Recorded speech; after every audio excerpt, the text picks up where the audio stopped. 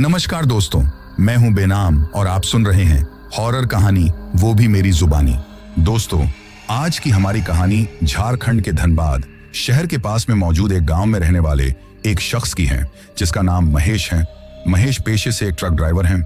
तो चलिए अब ये कहानी महेश के पॉइंट ऑफ व्यू से सुनते हैं। लेकिन कहानी को शुरू करने से पहले, जैसा कि मैं आप लोगों से हमेशा कहता हूं कि वैसे तो आप लोगों ने बहुत सी हॉरर कहानियां सुनी होंगी, लेकिन मुझे पूरी उम्मीद है कि आज की हमारी ये कहानी सुनकर आपको सच में डर का एहसास होने वाला है। बस मेरी आपसे इतनी गुजारिश है कि आप अगर इस कहानी को पूरा सुनेंगे तो आपको सच में बहुत ज्यादा मजा आने वाला है। साथ ही अगर आप पहली बार हमारे इस चैनल पर आए हैं तो चैनल को अभी सब्सक्राइब कर लीजिए। ऐसा करने से हमारी और आपकी नजदीकियां बढ़ जाएंगी और आगे आने वाली वीडियो आप तक आसानी से पहुंच जाएगी। तो ज्यादा समय ना लेते हुए जल्दी से अपनी कहानी को शुरू करते हैं। नमस्कार दोस्तों, मेरा नाम महेश है और मैं झारखंड के धनबाद शहर के पास में मौजूद एक छोटे से गांव का रहने वाला हूं। आज मैं आप लोगों के लिए जो कहानी लेकर आया हूं वो मेरे जीवन में घटी एक ऐसी डरावनी घटना की कहानी है जिस घटना को मैं आज तक भी अपने जहन से नहीं निकाल पाया हूं। जब मेरे साथ वो घटना हुई थी उस वक्त मैं इतना ज्यादा डर चुका था कि मुझे इस बात का पक्का यकीन हो गया था कि आज मेरा यहाँ पर मरना तय है। लेकिन फिर अचानक से कुछ ऐसा होता है जिसकी वजह से मैं किसी तरीके से वहां से अपनी जान बचाकर भागने में कामयाब हो पाता हूं।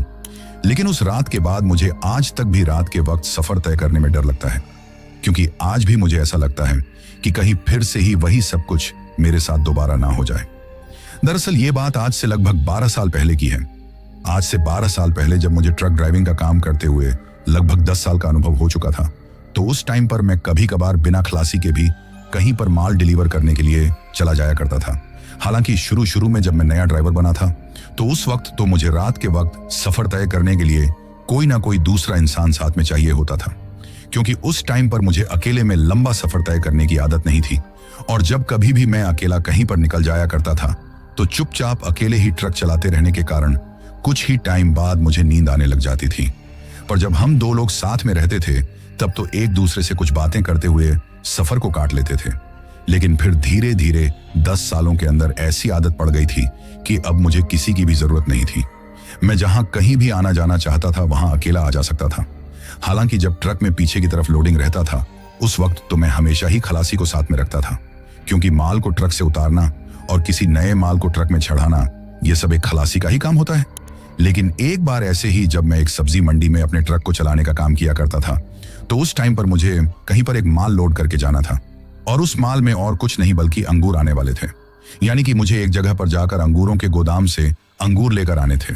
लेकिन इसके साथ ही मुझे यह भी कहा गया था कि वो जो अंगूर हैं वो जल्द ही खराब होने वाले हैं। इसी वजह से मुझे जितना जल्दी हो सके उतना जल्दी उन अंगूरों को लाकर यहाँ मार्केट में उतारना है, क्योंकि अगर 2 से 3 दिन तक उनको मार्केट में नहीं निकाला गया तो फिर वो बेचने के लायक नहीं रहेंगे और खट्टे हो जाएंगे। इसी वजह से मुझे शाम के वक्त ही अपने ट्रक को लेकर निकलना पड़ता है। लेकिन उस दिन जब मैं उन अंगूरों को खट्टा होने से बचाने के लिए अपने ट्रक को लेकर वहां से शाम के वक्त ही निकल गया था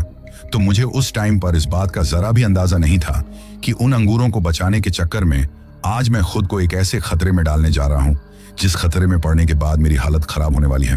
लेकिन क्योंकि अब ट्रक चलाते हुए इतना लंबा टाइम हो गया था और उससे पहले भी मैंने बहुत बार रात के वक्त ट्रक चलाया था, तो ऐसे में उस रोज जब मैं शाम के वक्त अपने ट्रक को लेकर निकला तो मुझे इस बात का जरा भी अंदाजा नहीं था कि आज मेरे साथ आगे जाकर कुछ गलत हो सकता है।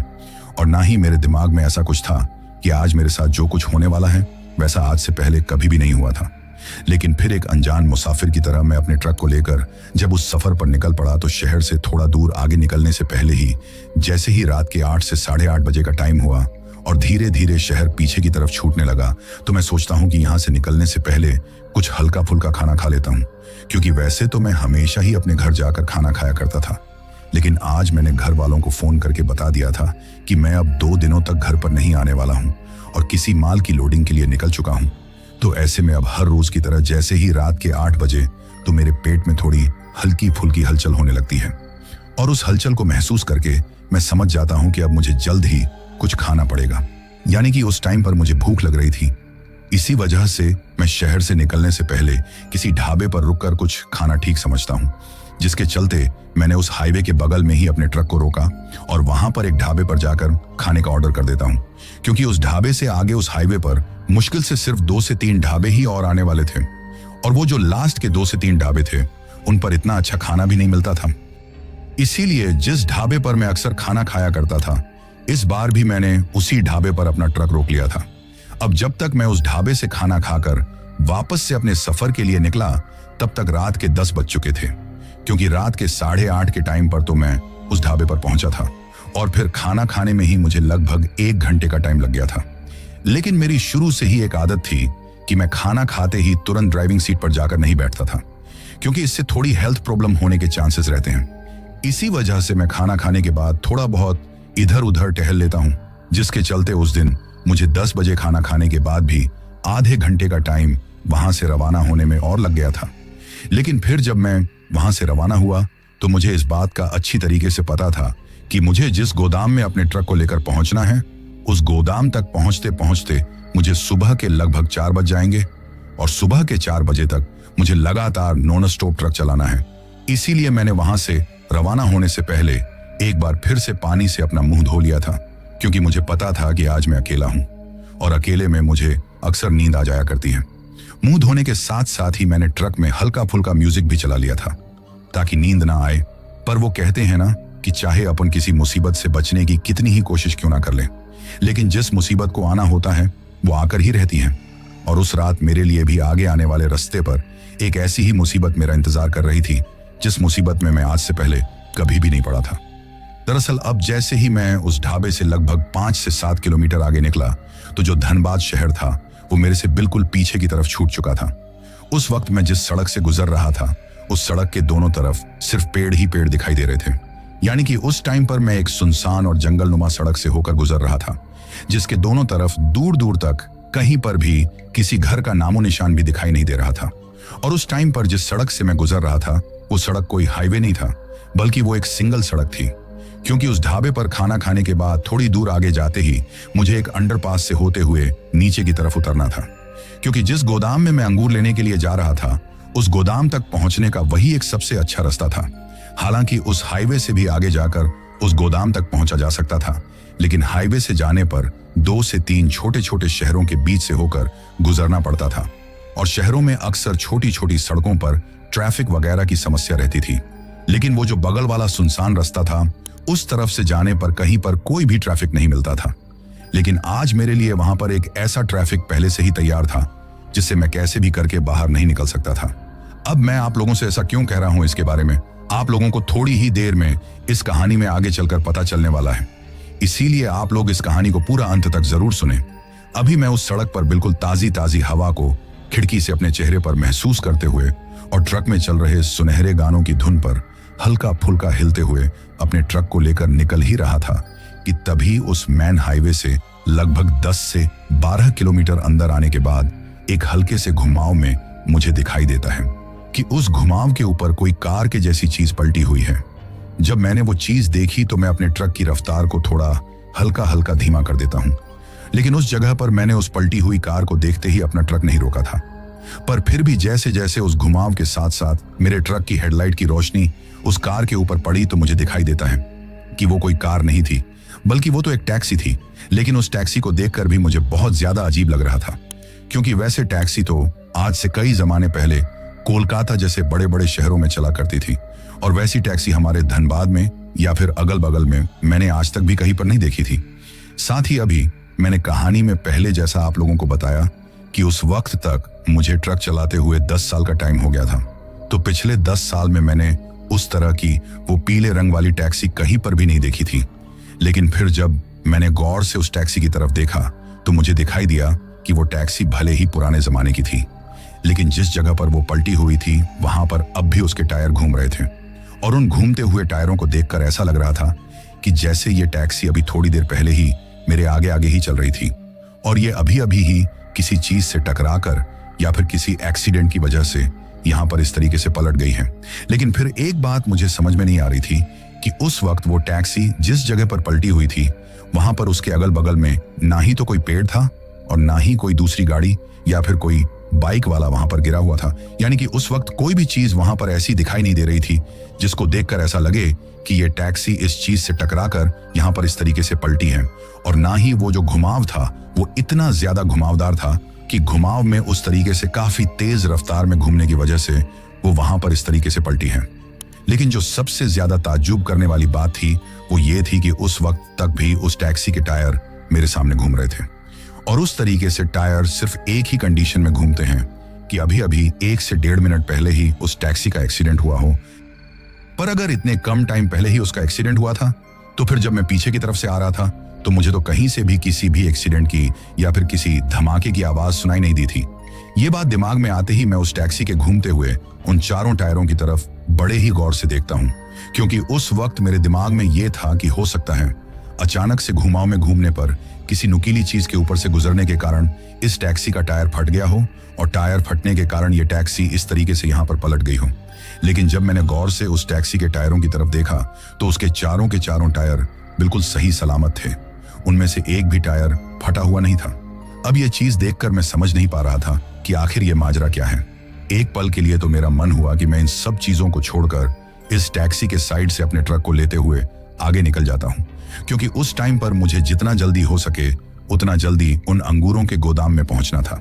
लेकिन फिर मेरा ज़मीर मुझे इस बात के लिए इजाजत नहीं देता है। यानी कि उस वक्त मेरा मन मुझसे ये कह रहा था कि अगर अभी कुछ टाइम पहले ही एक्सीडेंट हुआ है तो जरूर यहाँ पर किसी को मदद की जरूरत है। यही बात सोचकर मैं अब अपने ट्रक को उस टैक्सी से थोड़ा पहले ही सड़क के ऊपर रोक देता हूँ और ट्रक को चालू कंडीशन में ही छोड़कर मैं मेरे केबिन से नीचे उतरता हूँ। नीचे उतरने के बाद धीरे धीरे बड़े ही ध्यान से आगे पीछे देखते हुए उस टैक्सी की तरफ जाने लगता हूँ। फिर जब मैं उस टैक्सी के थोड़ा करीब पहुंचा तो उस टैक्सी के ऊपर जो नंबर प्लेट लगी हुई थी उस नंबर प्लेट को देखकर भी मुझे बहुत ज्यादा अजीब लगता है, क्योंकि वैसी नंबर प्लेट तो काफी टाइम पहले जो कोलकाता वाली पीले रंग की टैक्सियां चला करती थी वैसी टैक्सियों पर लगी रहती थी। इसके साथ ही वो जो टैक्सी का मॉडल था वो तो आज से लगभग 30 से 40 साल पुराना था। उस चीज को देखकर मुझे समझ में नहीं आ रहा था कि आखिर इतनी पुरानी टैक्सी को आज के जमाने तक किसने संभाल के रखा है, और अगर किसी ने इसको आज तक संभाल के रखा था तो जिस तरीके से इसका यहाँ पर एक्सीडेंट हुआ है इस चीज की वजह से तो उस इंसान को बहुत ज्यादा दुख हुआ होगा। क्योंकि मैंने भी बहुत बार कई लोगों को देखा था कि उनको पुरानी चीजों को स्टोर करके रखने का या फिर पुरानी चीजों को बिल्कुल सही तरीके से संभाल कर रखने का काफी ज्यादा शौक होता है। मेरे गांव में भी मेरे घर के बगल में मेरे एक चाचा थे जिनको पुराने जमाने के सिक्कों को इकट्ठा करने का शौक था। अगर किसी के पास पुराने जमाने का कोई सिक्का मिल जाता था तो वो उसको काफी ज्यादा पैसे देकर उस इंसान से खरीद लेते थे। तो उस चीज की याद आते ही यहाँ पर भी मैं यही सोचता हूँ कि शायद किसी को पुरानी टैक्सी का शौक था, इसी वजह से उसने अब तक इसको संभाल के रखा है। लेकिन फिर मैं मेरे ट्रक की हेडलाइट की रोशनी के सहारे जैसे ही उस टैक्सी के थोड़ा और करीब गया तो अचानक से ही उस टैक्सी की हेडलाइट की रोशनी जल जाती है, पर एक बार जलने के बाद वो तुरंत ही वापस भी बंद हो जाती है। फिर जिस तरीके से कोई लाइट वाला बल्ब स्पार्किंग करता है, यानी कि जैसे झपपहाट करता है, ठीक उसी तरीके से अब उस टैक्सी की हेडलाइट की रोशनी झपपहाट करने लगी थी।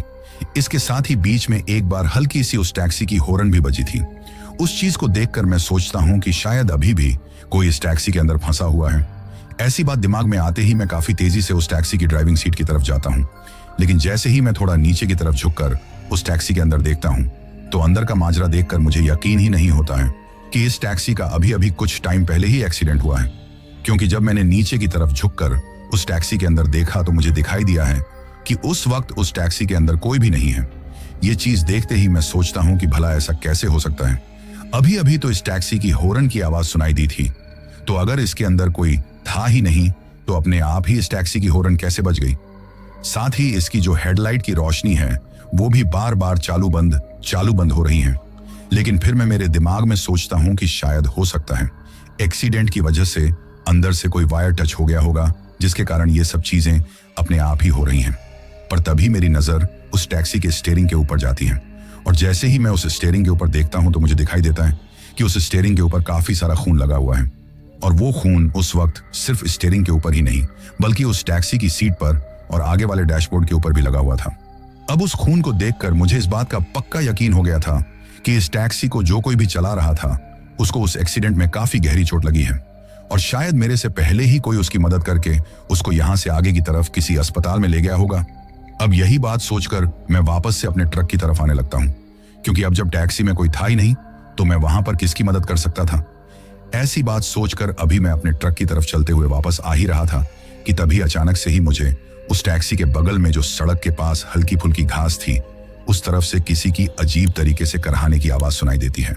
जैसे कि कोई बहुत ही ज्यादा दर्द में हो और उससे वो दर्द बर्दाश्त ना हो रहा हो। अब जैसे ही मुझे वो किसी के करहाने की आवाज सुनाई दी, तो उस आवाज को सुनकर मुझे लगा कि शायद इस टैक्सी के अंदर जो कोई भी था,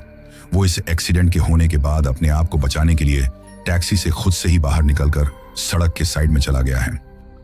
और अब वहां पर दर्द में पड़ा पड़ा करहा रहा है। जैसे ही ये बात मेरे दिमाग में आई तो मैं काफी तेज कदमों के साथ चलते हुए उस तरफ जाता हूं। अभी मैं 2-4 कदम चला ही था कि तभी मुझे फिर से करहाने की जगह एक काफी तेज चीखने की आवाज सुनाई देती है। उस चीख को सुनते ही मेरे कदम वहीं के वहीं रुक जाते हैं और मेरे हाथ पैर डर के मारे कपकपाने लगे थे। पर उस चीख को सुनकर मुझे ये तो अंदाजा हो गया था कि इस टैक्सी के अंदर जरूर कोई आदमी ही बैठा हुआ था, क्योंकि जब मुझे वो चीख सुनाई दी थी तो उस चीखने की आवाज को सुनकर मुझे ये पता चल गया था कि ये आवाज तो किसी आदमी की ही है। पर अब उसकी दर्द भरी चीख को सुनने के बाद मेरे अंदर इतनी भी हिम्मत नहीं थी कि मैं सड़क के बगल में जाकर ये देख सकूं कि आखिर वो इंसान कितना दर्द में है और उसके साथ वहां पर हो क्या रहा है, क्योंकि उस वक्त मुझे वहां पर किसी खतरे का अंदेशा हो गया था। और इसके पीछे की वजह यह थी कि मैंने अभी कुछ दिनों पहले ही मेरे साथ में जो बाकी के ट्रक ड्राइवर लोग काम करते हैं, उनसे सुना था कि आजकल उस सुनसान रास्ते पर काफी ज्यादा लूटपाट होने लग गई है। अगल बगल के गांव में रहने वाले लोग रात के वक्त उस सड़क से गुजरने वाले मुसाफिरों से लिफ्ट मांगने के बहाने या फिर एक्सीडेंट होने के बहाने से उनको सड़क पर रुकवाते हैं और फिर उनके साथ मारपीट करके लूटपाट करते हैं। अब जैसे ही मेरे दिमाग में उन ट्रक ड्राइवर लोगों की कही हुई वो बात आई तो मैं फटाफट वहां से वापस अपने ट्रक के केबिन की तरफ जाता हूं और अपनी ड्राइविंग साइड वाले फाटक को खोलकर मेरी सीट के नीचे जो लोहे की रोड रखी हुई थी, मैं उसको उठा लेता हूं, क्योंकि मेरे जैसे लगभग सभी ट्रक ड्राइवर ही अपनी सेफ्टी के लिए अपने साथ वैसी लोहे की रोड रखते हैं। और अगर इस कहानी को कोई ट्रक ड्राइवर भाई सुन रहा है तो वो ये बात अच्छी तरीके से जानता होगा। अब उस लोहे की रोड को अपने हाथ में लेने के बाद मुझे थोड़ी बहुत हिम्मत आती है, क्योंकि मैंने ये सोच लिया था कि अगर कोई मेरे ऊपर हमला करने के लिए आएगा तो मैं इस लोहे की रोड की मदद से अपने आप को बचा लूंगा। यही बात सोचकर मैं फिर से धीरे धीरे अपने कदमों को उस तरफ सड़क के बगल में बढ़ाने लगता हूं जिस तरफ से मुझे अभी कुछ टाइम पहले उस आदमी की वो चीखने की और दर्द में करहाने की आवाज सुनाई दी थी। अभी मैं उस तरफ जा ही रहा था कि तभी अचानक से ही मेरा जो ट्रक पीछे की तरफ चालू कंडीशन में खड़ा हुआ था, वो वहां पर अपने आप ही अजीब सी आवाज करके बंद हो जाता है।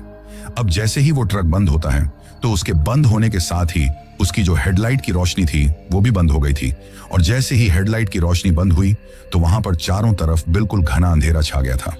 उस वक्त वो अंधेरा इतना घना था कि मुझे मेरे से 2 कदम आगे का भी कुछ दिखाई नहीं दे रहा था। अब इतने घने अंधेरे में भला मैं उस सड़क के बगल में जाकर वैसे भी क्या ही कर सकता था। इसी वजह से मैं टॉर्च लेने की सोचकर वापस से अपने कदमों को ट्रक की तरफ बढ़ाने की सोचता हूं। अभी मैं ऐसा सोच ही रहा था कि तभी अचानक से ही मेरे ट्रक के सामने की तरफ वो जो पुराने जमाने वाली टैक्सी उल्टी हुई थी, उस टैक्सी की हेडलाइट की रोशनी अपने आप ही फिर से जल जाती है। अब जैसे ही उस टैक्सी की हेडलाइट की रोशनी वहां पर जलती है तो फिर से चारों तरफ उजाला हो जाता है। लेकिन अब उस हेडलाइट की जो रोशनी थी वो मेरी आंखों में पड़ रही थी, लेकिन फिर भी मैं उसकी तरफ बिना देखे सड़क के बगल में जाने लगता हूं, क्योंकि सड़क के बगल में तो उसकी हेडलाइट की रोशनी अच्छे से पड़ रही थी। अभी मैं उस हेडलाइट की रोशनी के सहारे जैसे ही सड़क के बगल में पहुंचा तो मुझे दिखाई दिया कि वहां पर उस घास के अंदर एक आदमी की लाश पड़ी हुई है। और उस लाश को देखते ही मेरा मुंह फटा का फटा रह गया था, क्योंकि वो लाश वहां पर इतनी बुरी हालत में पड़ी हुई थी कि उसकी वो हालत देखकर मुझे तो यकीन ही नहीं हुआ था कि इस आदमी का अभी अभी कुछ टाइम पहले ही यहाँ पर एक्सीडेंट हुआ है और इसकी लाश की इतनी बुरी हालत है। दरअसल जैसे ही मैंने उस लाश की तरफ अपनी नजरें दौड़ाई तो उस लाश को देखते ही मुझे दिखाई देता है कि उस वक्त जिस भी आदमी की वो लाश थी, उस आदमी की दोनों आंखों को किसी ने बहुत ही नुकीली चीज से नोच कर बाहर निकाल लिया था। हालांकि उसकी एक आंख को तो किसी ने पूरी तरीके से बाहर निकाल लिया था, लेकिन जो दूसरी आंख थी उसको वो जो कोई भी था वो निकालने में कामयाब नहीं हुआ था। शायद वो उस आंख को निकाल ही रहा था कि उससे पहले ही मैं वहां पर पहुंच गया, क्योंकि उस आदमी की एक आंख तो गायब थी, पर जो दूसरी आंख थी वो आधी उखड़ी हुई बाहर की तरफ लटक रही थी। और उस आधी लटकी हुई आंख के अंदर से उस आदमी का काफी गहरा खून निकलकर बाहर आ रहा था। पर इससे भी जो बुरी हालत थी वो उस आदमी के पेट की थी, क्योंकि उसका जो पेट था वो ऊपर सीने से लेकर नीचे तक पूरी तरीके से बीच में से फटा हुआ था और उसके पेट की जो अतड़ियां थी वो भी आधी से ज्यादा बाहर की तरफ आई हुई थी। उन बाहर की तरफ निकली हुई अतड़ियों को देखकर ऐसा लग रहा था कि जैसे किसी ने इसके पेट के अंदर का मांस निकालने के लिए इन अतड़ियों को इस तरीके से फाड़कर बाहर निकाल दिया है। अभी मैं वो सब कुछ देख ही रहा था कि तभी मुझे मेरी तिरछी नजरों से ऐसा महसूस होता है कि जैसे उस पलटी हुई टैक्सी की हेडलाइट की रोशनी के पीछे कोई खड़ा हुआ है। हालांकि मैंने उस तरफ पलटकर देखा नहीं था, लेकिन फिर भी मुझे ऐसा महसूस हो रहा था कि जब मैं उस आदमी की लाश को देख रहा हूं तो उस टैक्सी के बिल्कुल बगल में या उसके थोड़ा पीछे की तरफ कोई खड़ा हुआ है, क्योंकि उस आदमी की जो परछाई थी या फिर उसका जो काला काला साया था वो वहां पर खड़ा हुआ मुझे अच्छी तरीके से दिखाई दे रहा था। पर जैसे ही मुझे ये एहसास हुआ और जब मैंने उस टैक्सी की तरफ अपनी गर्दन को घुमाकर देखा तो उस तरफ ठीक तरीके से देखने पर भी वो जो कोई भी था वो वहीं की वहीं मुझे खड़ा हुआ दिखाई दे रहा था। लेकिन उस वक्त मेरी आंखों में वो टैक्सी की हेडलाइट की रोशनी पड़ रही थी, जिसकी वजह से मैं उस शख्स का चेहरा ठीक तरीके से देख नहीं पा रहा था। पर तभी मैं वहीं से आवाज लगाकर कहता हूं कि कौन है वहां, जो कोई भी है वो सामने क्यों नहीं आता। अभी मैंने उस तरफ देखकर इतना बोला ही था कि तभी मुझे मेरे नीचे से यानी कि मेरे पैरों की तरफ से किसी की अजीब तरीके से हंसने की आवाज सुनाई देती है। और वो हंसी एक अजीब सी हंसी थी, जैसे कि कोई मेरे को उस हालत में देखकर मेरा मजाक उड़ा रहा हो या फिर मेरा उपहास उड़ा रहा हो। अब जैसे ही मुझे मेरे नीचे की तरफ से वो हल्की सी हंसी सुनाई दी तो मैं सामने की तरफ पड़ी हुई उस लाश की ओर देखता हूं। और जैसे ही मैं उस लाश की ओर देखता हूं तो जो कुछ भी वहां पर मुझे दिखाई दिया था उसको देखकर मेरी आंखें फटी की फटी रह गई थी, क्योंकि जिस इंसान का पेट पूरी तरीके से फटा हुआ था, जिसकी अतड़ियां बाहर निकली हुई थी और दोनों आंखों को किसी ने नोच कर बाहर निकाल डाला था, अब वही मरा हुआ इंसान वहां पर किसी जिंदा इंसान की तरह एक अजीब सी मुस्कान में हंस रहा था। उस आदमी की लाश को उस तरीके से हंसता हुआ देखकर मेरी वही की वही फटकर पिछेत्र हो जाती है और मुझे समझ में नहीं आता है कि आखिर एक मरा हुआ इंसान कैसे हंस सकता है। अभी मैं ऐसा सोच ही रहा था कि तभी अचानक से ही उस पलटी हुई टैक्सी की हेडलाइट की रोशनी झपझपाहट करके बंद हो जाती है। अब जैसे ही उस टैक्सी की हेडलाइट की रोशनी बंद होती है तो जिस तरीके से मेरे ट्रक की हेडलाइट की रोशनी बंद होने के बाद वहां पर अंधेरा पसर गया था, अब ठीक वैसे ही एक बार फिर से वो अंधेरा पसर चुका था। पर अब जैसे ही हेडलाइट की रोशनी बंद हुई तो इतनी देर तक उस हेडलाइट की रोशनी की वजह से उस टैक्सी के पीछे खड़ा हुआ जो शख्स मुझे दिखाई नहीं दे रहा था, वो उस हेडलाइट की रोशनी के बंद होते ही मुझे बिल्कुल साफ साफ दिखाई देने लगा था। और उसको अपने सामने खड़ा हुआ देखकर मुझे ये यकीन ही नहीं हो रहा था कि ये इंसान मेरे सामने खड़ा हुआ भी है, क्योंकि आप लोग भी जब उस इंसान के बारे में जानोगे तो आपको भी इस बात पर यकीन नहीं होगा कि आखिर ऐसा कैसे हो सकता है। क्योंकि उस वक्त जब मैंने उस इंसान की तरफ गौर से देखा तो मुझे दिखाई दिया कि वो तो वही आदमी है जिसकी कटी फटी लाश अभी मेरी आंखों के सामने पड़ी हुई है। पर अब जब वो मेरे सामने खड़ा हुआ था तो उस टाइम पर ना ही तो उसकी आंखें बाहर निकली हुई थी और ना ही उसका पेट बीच में से फटा हुआ था, बल्कि वो वहां पर बिल्कुल सही सलामत हालत में खड़ा हुआ था। अब एक ही इंसान को एक साथ दो जगहों पर देखकर मेरी हालत खराब हो जाती है। उस वक्त मैं सोचता हूं कि आखिर ऐसा कैसे हो सकता है, एक ही आदमी मेरे को एक साथ दो जगहों पर कैसे दिखाई दे सकता है। पर अब उस आदमी को एक साथ दो जगहों पर देखकर मुझे ये समझने में देर नहीं लगती है कि यहाँ पर मेरे साथ एक छलावा हो रहा है और ये जो कुछ भी है ये सिर्फ एक छलावा है जो मुझे यहाँ पर किसी जाल में फंसाने के लिए बनाया गया है। उस चीज के बारे में समझ में आते ही मैं फटाफट अपने कदमों को वापस से मेरे ट्रक के केबिन की तरफ बढ़ाने लगता हूँ। पर जैसे जैसे मैं अपने कदमों को मेरे ट्रक के केबिन की तरफ बढ़ा रहा था वैसे वैसे ही उस टैक्सी के बगल में खड़ा हुआ वो आदमी मेरी तरफ देखकर अजीब तरीके से हंसने लगा था, जैसे कि उसको मेरे साथ आगे क्या होने वाला है इन सब बातों के बारे में पहले से ही पता हो और वो मेरे को उस तरीके से वहां से भागता हुआ देखकर हंस रहा हो। लेकिन मैं उसकी उस हंसी की तरफ ज्यादा ध्यान नहीं देता हूँ और फटाफट से अपने ट्रक के केबिन में जाकर बैठ जाता हूँ और फिर से अपने ट्रक को स्टार्ट करके वहां से निकलने की कोशिश करता हूँ। लेकिन अब बार बार चाबी घुमाने के बावजूद भी मेरा ट्रक स्टार्ट होने का नाम नहीं ले रहा था। अब उस चीज की वजह से मैं और भी ज्यादा परेशान हो गया था, क्योंकि अगर ट्रक वहां से स्टार्ट ही नहीं होता तो मैं भला कैसे वहां से अपने आप को बचाकर निकाल सकता था। इसीलिए मैं कैसे भी करके बस उस ट्रक को स्टार्ट करने की कोशिश में लगा हुआ था। पर मेरे को लगातार उस कोशिश में नाकामयाब होता हुआ देखकर मेरे सामने उस टैक्सी के पीछे खड़ा हुआ वो आदमी और भी ज्यादा जोर जोर से हंसने लगा था, जैसे कि उसको मेरी नाकामी पर काफी ज्यादा खुशी हो रही हो। पर तभी मुझे मेरे ट्रक के सामने वाले शीशे में एक चीज ऐसी दिखाई देती है जिस चीज को देखकर तो मेरे सिर की कनपटी से होते हुए पसीना निकलने लगा था। और वो चीज ये थी कि अभी उस आदमी की सड़क के बगल में जो कटी फटी लाश पड़ी थी, अब वो लाश बिल्कुल वैसी ही हालत में अपने पैरों से छलकर उस सड़क के किनारे से मेरे ट्रक के बिल्कुल ठीक सामने आकर खड़ी हो गई थी। और वो भी उसी हालत में उस आदमी के साथ वहां पर जोर जोर से हंसने लगी थी। अब एक ही आदमी अलग अलग दो जगहों पर, और वो भी अलग अलग हालत में मेरी तरफ देखकर जब हंस रहा था, तो उन सब चीजों को देखकर एक पल के लिए तो मेरा सिर चकराने लगा था और मुझे ऐसा महसूस हो रहा था कि जैसे अब मैं थोड़ी ही देर में यहां पर बेहोश होने वाला हूं। लेकिन फिर मैं किसी तरीके से अपने आप को कंट्रोल करते हुए भगवान का नाम लेता हूं और बस उनसे मन ही मन में ये प्रार्थना करता हूं कि हे भगवान, एक बार कैसे भी करके मेरा ये ट्रक स्टार्ट हो जाए। पर उस वक्त तो भगवान जी भी मेरा साथ नहीं दे रहे थे। पर तभी मुझे याद आता है कि एक बार मेरे साथ जो खलासी काम किया करता था,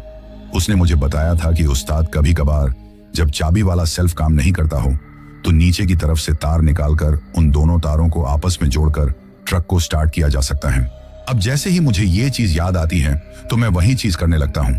लेकिन उसमें लगभग 2 से 3 मिनट का टाइम लगने वाला था।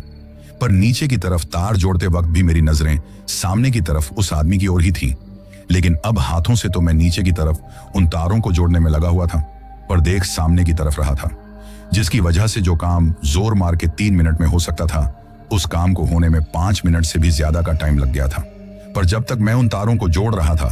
तब तक उस आदमी की वो जो कटी फटी लाश थी, अब वो चलते हुए मेरी तरफ ही आने लगी थी। और जब तक मैंने तार जोड़े थे, तब तक तो वो मेरे ट्रक के फाटक के बगल में आकर अपने दोनों हाथों से जोर जोर से उस फाटक को खोलने की कोशिश करने लगा था। और जिस वक्त वो उस फाटक को झटके लगा रहा था, उस वक्त उसके मुंह से एक अजीब सी डरावनी आवाज निकल रही थी। इसके साथ ही उसके शरीर का जो खून था, वो उसकी पेट की बाहर निकली हुई उन अतड़ियों से टपक टपक कर नीचे की तरफ गिर रहा था। और उसकी जो अतड़ियां थी, वो उसके घुटनों तक लटकी हुई थी। उसकी उतनी बुरी हालत देखकर मुझे वैसे ही उससे काफी ज्यादा घिन आ रही थी, पर इसके साथ ही उसके जो होंठ थे, वहां से भी खून की लार टपक रही थी, जिसकी वजह से मैं उसकी तरफ वैसे भी नहीं देखना चाहता था, क्योंकि एक तो उसका चेहरा वैसे ही इतना ज्यादा डरावना दिखाई दे रहा था, और ऊपर से उसकी वो हालत देखकर मुझे अंदर की तरफ से उल्टी करने का मन हो रहा था। पर तभी अचानक से ही जिन तारों को मैं जोड़ रहा था, उनमें एक हल्की सी स्पार्किंग होती है, और वो तार स्पार्किंग करते ही मेरा ट्रक स्टार्ट हो जाता है। अब जैसे ही ट्रक स्टार्ट होता है, तो मैं काफी तेज स्पीड में एक्सीलेटर देकर उसको पहला गियर डालता हूं और उसके बाद उस ट्रक को आगे की तरफ बढ़ाने लगता हूं। लेकिन अब क्योंकि वो जो टैक्सी थी, वो तो मेरे सामने उस सड़क के बिल्कुल बीचों बीच में खड़ी हुई थी, तो ऐसे में मैं अपने ट्रक को वहां से कैसे निकाल सकता था। लेकिन उस वक्त मैंने मेरे दिमाग में सोच लिया था कि अगर आज जान बचानी है तो कैसे भी करके इस टैक्सी को चाहे टक्कर ही क्यों ना मारनी पड़े, पर अपने को यहां से निकलना है। यही बात अपने दिमाग में सोचकर मैं काफी तेजी स्पीड में ले जाकर अपने ट्रक को उस टैक्सी में ठोकता हूं, जिससे वो टैक्सी किसी गेंद की तरह उछलकर साइड में गिर जाती है, और वो आदमी भी उस टैक्सी के साइड में गिरने के साथ ही वहां से गायब हो जाता है। फिर इसके बाद मैं अपने ट्रक को काफी तेज स्पीड में दौड़ाते हुए वहां से निकल लेता हूं। अभी मुझे वहां से निकले हुए लगभग 1 से 2 मिनट ही हुए थे कि तभी मैं ट्रक चलाते चलाते ही सामने की तरफ देखकर बोलता हूं कि अरे यार रमेश, तू भी कितने टाइम से सो रहा है? मेरे साथ यहां पर इतना कुछ हो गया है और तुझे नींद की पड़ी हुई है। अब जैसे ही मैंने ये बात बोली तो मुझे मेरे दिमाग में आता है कि मैं ये बात किससे बोल रहा हूं। आज तो मैं अकेला हूं और मेरे साथ तो वो रमेश नाम का खलासी आया ही नहीं है, तो फिर मैं ये बात क्यों बोल रहा हूं? पर सिर्फ 3 ही सेकंड में मुझे ये बात समझ में आ जाती है कि मैंने ये बात क्यों बोली है, क्योंकि उस वक्त जिस ड्राइविंग सीट के ऊपर बैठा बैठा मैं ट्रक चला रहा था, उसके बगल में ही कोई लेटा हुआ था और उसने अपने आप को सिर से लेकर पैरों तक एक सफेद सी चादर से ढक रखा था। ऐसा अक्सर तब होता था जब मेरे साथ कोई खलासी काम पर आता था, तो रात के वक्त सफर तय करते टाइम उसको जब थोड़ी बहुत नींद आ जाती थी, तो वो उस तरीके से अपने मुंह के ऊपर कंबल डालकर सो जाता था। और यही बात उस वक्त मेरे दिमाग में रह गई थी, जिसकी वजह से मैंने ट्रक चलाते चलाते ऐसा बोल दिया था। पर जैसे ही मुझे ये याद आया कि आज तो मेरे साथ कोई आया ही नहीं है, तो फिर मैं सोचता हूं कि जब मेरे साथ कोई खलासी आया ही नहीं, तो फिर मेरे बगल में ये कौन सो रहा है और ये मेरे ट्रक के केबिन के अंदर आखिर आया कैसे? अब ये चीज दिमाग में आते ही मैं अजीब तरीके से हकलाने लगता हूं और ट्रक चलाते चलाते ही जोर से बोलता हूं कि कौन हो तुम और मुझसे बिना पूछे मेरे ट्रक के अंदर कैसे आ गए? लेकिन मेरे द्वारा कई बार काफी जोर से बोलने के बावजूद भी वो जो कोई भी था वो कुछ नहीं बोल रहा था और ना ही मुझे उसकी नींद लेने की आवाज सुनाई दे रही थी। पर अब जब मेरे द्वारा कई बार कहने पर भी उसने कोई जवाब नहीं दिया, तो मैं ट्रक चलाते चलाते ही एक हाथ से उसके चेहरे के ऊपर से वो सफेद रंग की कंबल हटा देता हूं और जैसे ही मैंने उसके ऊपर से वो कंबल हटाई तो उसका चेहरा देखते ही मेरे मुंह से काफी भयंकर चीख निकल जाती है, क्योंकि उस वक्त वहां पर मेरे ट्रक के केबिन के अंदर वो जो शख्स लेटा हुआ था वो और कोई नहीं बल्कि वो वही आदमी था जो अभी मुझे वहां पर एक साथ दो दो जगहों पर दिखाई दिया था। उस आदमी को अपने ट्रक के केबिन में लेटा हुआ देखकर जो डरने की सबसे बड़ी वजह थी वो ये थी कि वो आदमी वहां पर मुझे उस टैक्सी के बगल में जिस तरीके से सही सलामत खड़ा हुआ दिखाई दिया था, अब वो उस तरीके से मेरे केबिन के अंदर नहीं लेटा हुआ था, बल्कि उस आदमी की वो कटी फटी लाश जिसकी दोनों आंखें बाहर निकली हुई थी और जिसकी पेट की अतड़ियां नीचे की तरफ लटकी हुई थी, अब वही खून से सनी हुई लाश मेरे ट्रक के केबिन के अंदर पड़ी हुई थी, जिसके ऊपर वो सफेद रंग की कंबल थी। अब उस लाश को अपने ट्रक के केबिन में देखकर मेरे होश उड़ जाते हैं और मैं सोचता हूं कि आखिर ये लाश मेरे ट्रक के केबिन के अंदर कैसे आ गई, क्योंकि जब मैं अपने ट्रक को स्टार्ट कर रहा था उस वक्त तो ये लाश किसी जिंदा इंसान की तरह मेरे ट्रक के केबिन के बगल में आकर उसके फाटक को खोलने की बार बार कोशिश कर रही थी। पर उसी दौरान मेरा ट्रक स्टार्ट हो गया था और मैं वहां से काफी तेज स्पीड में निकल गया था। तो फिर ये यहां पर कैसे आ गई? अभी मैं मेरे दिमाग में ये सब बातें सोच ही रहा था कि तभी अचानक से ही उस लाश की जिन आंखों को किसी ने नोच कर बाहर निकाल डाला था, अब वहां पर मुझे बिल्कुल सफेद सफेद आंखें दिखाई देने लगी थी और उसके उस डरावने चेहरे के ऊपर उन सफेद आंखों को देखकर तो मैं और भी ज्यादा डर गया था, क्योंकि वो सफेद सफेद आंखें उसके चेहरे को और भी ज्यादा डरावना बना रही थी। अब जैसे ही मैंने अपनी आंखों के सामने वो सब कुछ देखा तो अब मुझे समझ में नहीं आ रहा था कि आखिर मैं क्या करूं। पर तभी अचानक से ही उस सड़क पर मुझे मेरे सामने से कोई दूसरी गाड़ी या फिर कुछ कार के जैसा आता हुआ दिखाई देता है, लेकिन उस वक्त मैं ठीक तरीके से ये देख नहीं पा रहा था कि वो सामने की तरफ से क्या आ रहा है, क्योंकि रात का वक्त था और घने अंधेरे में हेडलाइट की रोशनी के कारण मुझे उस रोशनी के पीछे का कुछ दिखाई नहीं दे रहा था। पर जैसे ही मैं उस रोशनी के थोड़ा करीब जाता हूं तो जो कुछ मुझे अपनी आंखों के सामने दिखाई देता है उसके ऊपर मुझे बिल्कुल भी विश्वास नहीं होता है,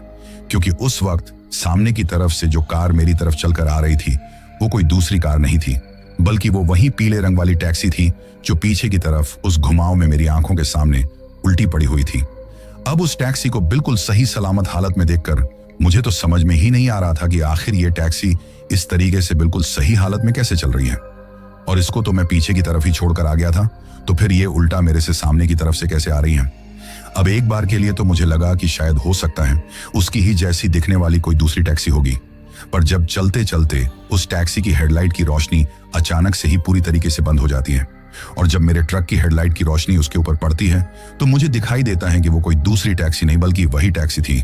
और इस बात का अंदाजा मैं इस बात की वजह से लगा पाया था क्योंकि जब मेरे ट्रक की हेडलाइट की रोशनी उस टैक्सी के ऊपर पड़ी तो उस टैक्सी को जो कोई चला रहा था मुझे उसका चेहरा दिखाई देता है, और उस चेहरे को देखते ही मैं समझ गया था कि ये वही टैक्सी है, क्योंकि उस वक्त उसकी ड्राइविंग सीट के ऊपर और कोई नहीं बल्कि वही आदमी बैठा हुआ था जिसकी कटी फटी लाश उस वक्त मेरे ट्रक के केबिन के अंदर मेरे बगल में पड़ी हुई थी। पर उस टैक्सी की ड्राइविंग सीट पर जब वो आदमी बैठा हुआ था तो उस वक्त वो उस कटी फटी लाश वाली हालत में नहीं था, बल्कि वो एक सही सलामत हालत में उस टैक्सी को चला रहा था, जिस तरीके से वो मुझे उस वक्त वहां पर उस टैक्सी के पीछे खड़ा हुआ दिखाई दिया था जब मैं सड़क के बगल में जाकर उस लाश को देख रहा था। अब जैसे ही मुझे वो आदमी मेरे सामने टैक्सी चलाकर आता हुआ दिखाई दिया तो मुझे समझ में आ जाता है कि अब यहाँ पर कुछ बहुत गलत हो सकता है, पर मैं उसी वक्त अपने दिमाग में सोच लेता हूँ कि इससे पहले कि सामने की तरफ से अपने साथ कुछ गलत हो अपने को ही कुछ करना पड़ेगा, और यही बात अपने दिमाग में सोचकर मैं अपने ट्रक का एक्सीलेटर और भी ज्यादा बढ़ा देता हूँ और काफी तेज स्पीड में ट्रक चलाते हुए अचानक से हल्का सा ट्रक को टैक्सी की तरफ मोड़कर मैं उस टैक्सी को इतनी भयंकर तरीके से टक्कर मारता हूँ कि वो टैक्सी और वो आदमी हवा में उछलते हुए सड़क के बगल में जो खाई थी उसमें जाकर गिर जाते हैं। लेकिन ताज्जुब की बात यह थी कि जैसे ही वो टैक्सी उस खाई में जाकर गिरती है तो उस टैक्सी की वहां पर गिरने की बाल के गिरने की जितनी भी आवाज नहीं आती है, यानी कि उस वक्त जब वो टैक्सी मेरे ट्रक से टकराई थी और मेरे ट्रक से टकराने के बाद जब साइड में जाकर गिरी थी तो उसकी बिल्कुल कोई भी आवाज नहीं आई। उस वक्त ऐसा लग रहा था कि जैसे वो कोई लोहे की टैक्सी नहीं बल्कि किसी फोम से बनी हुई कोई चीज है जिसकी इधर उधर गिरने की कोई भी आवाज नहीं आ रही है। पर जैसे ही मैंने उस टैक्सी को टक्कर मारी तो मेरे बगल में जो लाश लेटी हुई थी वो अचानक से ही खड़ी हो जाती है, यानी कि वो जब लेटी हुई थी तो लेटे लेटे ही अचानक से पीठ के बल उठकर बैठ जाती है। अब उस लाश को अपने बगल में इस तरीके से खड़ा होता हुआ देखकर मैं सोचता हूं कि बाहर की प्रॉब्लम से तो मैं कैसे भी करके निपटा लूंगा, लेकिन इस वक्त मेरे बगल में ये जो दूसरी प्रॉब्लम बैठी हुई है, इसका सामना मैं कैसे कर पाऊंगा, ये उस वक्त मुझे समझ में नहीं आ रहा था। पर इससे पहले कि मैं कुछ कर पाता, उस आदमी की वो कटी फटी लाश मेरे ऊपर लपक कर मेरे गले को पकड़ लेती है। और उस वक्त उसने मेरे गले को इतनी भयंकर तरीके से दबाया था कि अगर उस टाइम पर वो मेरे गले को उसी तरीके से थोड़ी बहुत देर और दबा लेती तो मैं वहीं पर दम घुटने की वजह से मर जाता। लेकिन जो अच्छी बात हुई वो ये हुई कि उसने जो मेरा गला पकड़ा था वो एक ऐसी जगह पर पकड़ा था जहां पर सामने की तरफ जो सड़क थी उस पर कोई भी घुमाव नहीं था, और वो सड़क काफी दूर तक बिल्कुल सीधी थी, जिसकी वजह से मुझे स्टीयरिंग को पकड़कर ट्रक को चलाने की जरूरत नहीं थी। इसी वजह से मैं अपने दोनों हाथों से हल्का सा नीचे की तरफ झुककर मेरी सीट के नीचे वो जो लोहे की रोड रखी हुई थी उसको टटोलने की कोशिश करता हूं। लेकिन काफी बार इधर उधर हाथ मारने के बावजूद भी मुझे वो लोहे की रोड कहीं पर भी मिल नहीं रही थी। हालांकि उस वक्त उस आदमी की लाश ने ही मेरे गले को पूरी तरीके से पकड़ रखा था, पर मैं उस लोहे की रोड को ढूंढते टाइम अपने आप से उससे अपने गले को छुड़ाने की कोशिश भी कर रहा था, ताकि उसको ये ना लगे कि मेरा ध्यान किसी दूसरी तरफ है। लेकिन फिर तभी हाथ के बजाय वो लोहे की रोड मेरे पैर से टकराती है, और जैसे ही वो लोहे की रोड मेरे पैर से टकराती है तो फिर मैं एक हाथ से उसको उठाकर एक ही झटके के साथ उस पूरी की पूरी लोहे की रोड को उस लाश के सीने के आर पार कर देता हूं। और वो चीज करते ही वो लाश एक पल के लिए तो वहां पर झटका खाती है, फिर एक अजीब सी करहाने की आवाज करती है। पर इस चीज के साथ ही वहां पर मेरे बगल में एक इतना तेज धमाका होता है जैसे कि वहां पर कोई दिवाली वाला मोटा वाला बम फट गया हो, और उस धमाके के साथ ही वो जो लाश थी वो एक काले धुएं में बदलकर वहां से गायब हो जाती है। पर उस धमाके के साथ उस लाश के जो छोटे छोटे मांस के चिथड़े थे वो मेरे पूरे ट्रक के केबिन में इधर उधर फैल गए थे, और उस चीज के साथ ही मेरे ट्रक के केबिन के अंदर एक इतनी भयंकर बदबू फैल गई थी कि उस वक्त मेरा वहां पर सांस लेना भी मुश्किल हो गया था। पर तभी मैंने मेरे ट्रक की खिड़की के जो शीशे थे उनको हल्का हल्का खोल लिया था, ताकि वो बदबू कैसे भी करके उस वक्त उस ट्रक से बाहर निकल सके। अब उस चीज के होने के बाद एक पल के लिए तो मुझे लगा था कि शायद मेरा इस मुसीबत से पीछा छोड़ चुका है, लेकिन थोड़ी दूर आगे चलते ही मुझे मेरे साइड मिरर में दिखाई देता है कि अब वही टैक्सी फिर से मेरे पीछे पड़ी हुई है। उस टैक्सी को देखकर मुझे समझ में आ गया था कि शायद ये अब तक भी मेरा पीछा नहीं छोड़ने वाली। इसी वजह से मैं एक बार फिर से अपने ट्रक की स्पीड को और भी ज्यादा तेज बढ़ा देता हूं। लेकिन उस वक्त मैं एक ऐसे सुनसान रास्ते पर था जिस पर आगे की तरफ चलने के बावजूद भी कोई भी रिहायशी इलाका नहीं आने वाला था। अगर कुछ चीज आने वाली थी तो वो सिर्फ एक इंडस्ट्रियल एरिया ही आने वाला था, जहां पर कई सारी फैक्ट्रियां और अलग अलग तरह के गोदाम वगैरह बने हुए थे। पर एक बार मैं कैसे भी करके उन गोदाम तक पहुंचना चाहता था, ताकि वहां पर जो 2-4 लोग मौजूद हों उनकी मदद के चलते मेरी जान बच जाए। यही बात सोचकर मैं अब बहुत तेज स्पीड में अपने ट्रक को चलाने लगा था। उस वक्त मैं इतनी तेज स्पीड में अपने ट्रक को चला रहा था कि कई बार तो बहुत से घुमावों में मेरा ट्रक पलटते पलटते बचा था। पर उस वक्त वो टैक्सी भी बिल्कुल मेरे ट्रक के बराबर काफी तेज रफ्तार में चल रही थी, लेकिन वो कैसे भी करके मेरे से आगे नहीं आ पा रही थी, क्योंकि मैं अपने ट्रक को बार बार इधर उधर लहराते हुए चल रहा था। लेकिन फिर दूर से ही मुझे एक टावर के ऊपर हल्की सी रोशनी दिखाई देती है। उस रोशनी को देखकर मैं समझ गया था कि अब वो इंडस्ट्रियल एरिया मेरे से ज्यादा दूर नहीं है। इसी वजह से मैं कैसे भी करके बस उस इंडस्ट्रियल एरिया तक पहुंचने तक अपने आप को बचाने के लिए भरपूर कोशिश करता हूं। और फिर लगभग 4 से 5 किलोमीटर और उस सुनसान सड़क पर सफर तय करने के बाद मैं उस इंडस्ट्रियल एरिया में पहुंच चुका था। और फिर जब मैं उन अंगूरों वाले गोदाम के पास पहुंचा और वहां के सुपरवाइजर को मैंने जो कुछ भी मेरे साथ हुआ था उन सब चीजों के बारे में बताया, तो मेरे मुंह से वो सब बातें सुनकर वो सुपरवाइजर मुझसे कहता है कि तुम्हारे साथ जो कुछ हुआ है वो कोई नई बात नहीं है, बल्कि अक्सर रात के वक्त इस सड़क से जो कोई भी इस तरफ आता है उसके साथ यही सब कुछ होता है। जब उस सुपरवाइजर ने मुझसे ऐसी बात कही तो मैं उससे उस कई जमाने पुरानी वाली टैक्सी के बारे में पूछता हूं। तो मेरे द्वारा ऐसा पूछने पर वो सुपरवाइजर मुझे बताता है कि आज से कई साल पहले वो टैक्सी ड्राइवर अपने मालिक को यहाँ फैक्ट्री में छोड़ने के लिए आया था, क्योंकि इस इंडस्ट्रियल एरिया में उसके मालिक की एक फैक्ट्री हुआ करती थी। पर उसका जो मालिक था वो कोलकाता में रहता था, और वो वहीं से उस टैक्सी ड्राइवर को यहाँ तक आने के लिए लेकर आया था, क्योंकि उसने उसको अच्छे खासे पैसे दिए थे। इस वजह से वो टैक्सी ड्राइवर यहाँ तक आने के लिए तैयार हो गया था। पर जिस घुमाव में तुम्हें वो टैक्सी पलटी हुई दिखाई दी थी, उस घुमाव में उस टैक्सी ड्राइवर की उस रात को टैक्सी पलट गई थी, क्योंकि जाते वक्त उसने अपने मालिक को यहाँ फैक्ट्री में छोड़ने के बाद थोड़ी बहुत शराब पी ली थी। शायद वो हमेशा ही अपनी टैक्सी के अंदर शराब की बोतल रखता था और शायद शराब के नशे में ही उस घुमाव में उसकी वो टैक्सी पलट गई थी, जिस दुर्घटना में उसकी जान चली गई थी। वरना वो घुमाव तो इतना ज्यादा घुमावदार नहीं है कि हल्का सा घुमाते ही कोई गाड़ी वहां पर पलट जाए। पर उस हादसे के बाद से लेकर आज तक बहुत बार कई लोगों को उस टैक्सी ड्राइवर की आत्मा उस सड़क पर भटकती हुई दिखाई देती है। और ठीक तुम्हारी तरह ही और भी ट्रक ड्राइवरों को वो पुराने जमाने वाली टैक्सी कई बार तो अपने ट्रक के बराबर में चलती हुई दिखाई देती है। पर जब वो टैक्सी उनके बराबर में चल रही होती है तो उसके अंदर कोई भी नहीं होता है, यानी कि उनको उस टैक्सी की जो ड्राइविंग सीट होती है वो बिल्कुल पूरी तरीके से खाली दिखाई देती है। आज जैसा तुम्हारे साथ हुआ है वैसी ही बिल्कुल सेम चीज ही हर किसी के साथ नहीं होती है। किसी के साथ कुछ होता है तो किसी के साथ कुछ होता है, लेकिन होती वही पुरानी वाली टैक्सी है। अब मुझे वो सब कुछ बातें बताने के बाद और सुबह तक मेरे ट्रक में वो अंगूर लोड करवाने के बाद वो फैक्ट्री का सुपरवाइजर मुझसे कहता है कि अब आप वापस से उस रास्ते से जाने की गलती मत करना, बल्कि आप पीछे की तरफ से जो हाईवे से होकर रास्ता है उसी तरफ से जाना। और आज के बाद भी जब कभी भी आपके यहाँ पर माल लेने के लिए आना हो तो चाहे दिन हो या फिर रात हो, पर इस सुनसान रास्ते से आने की गलती मत करना। क्योंकि जो कोई भी ट्रक ड्राइवर मुझे आकर उसके साथ ये सब कुछ होता है और उन सब की बातें बताता है तो मैं उसको यही सलाह देता हूं कि वो उस सुनसान रास्ते से फिर से सफर तय करने की गलती ना करें। क्योंकि किस्मत एक बार जान बचा सकती है, लेकिन हर बार किस्मत भी साथ नहीं देती है। अब जब उस सुपरवाइजर ने मुझसे ऐसा कहा तो मैं उसकी बात मानकर उस सुनसान रास्ते से जाने के बजाय हाईवे वाले रास्ते से ही वापस लौट आता हूं। और उसके बाद भी बहुत बार मुझे उस गोदाम में जाने की जरूरत पड़ी थी, लेकिन मैं कभी भी उस रास्ते से वापस नहीं गया, बल्कि मैं उस हाईवे वाले रास्ते से ही जाता हूं। लेकिन मैं आज तक भी उस रात मेरे साथ वो जो कुछ भी हुआ था उसको अपने दिल और दिमाग से नहीं निकाल पाया हूं। कई बार रात के वक्त ट्रक चलाते टाइम मुझे सामने की तरफ से आई हुई गाड़ियों को देखकर ऐसा लगता है कि जैसे मेरे सामने से वही पुराने जमाने वाली वो टैक्सी आ रही है। पर कुछ देर बाद मेरी आंखों का वो भ्रम टूट जाता है और मुझे दिखाई देता है कि वो तो कोई पुराने जमाने वाले टैक्सी नहीं बल्कि आज के जमाने वाली ही सुपर स्पोर्ट्स कार है।